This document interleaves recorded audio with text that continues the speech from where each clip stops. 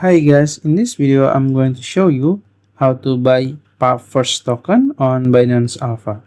As you know, Puffverse just get listed on Binance Alpha, and if you want to buy it, it's very easy. First, you can open your Binance app and go to your search box here in the top. Then you can search PFVS.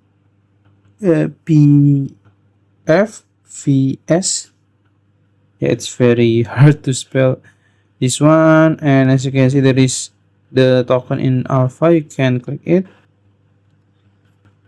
and then as you can see this is the charts, and if you want to see the details, you can click the info here in the top. You can see the volume, market cap, and others.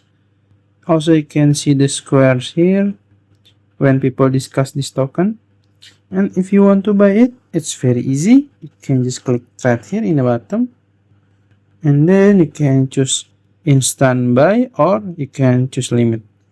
That's it. If you found this video helpful, please like this video and subscribe to my channel. Thank you.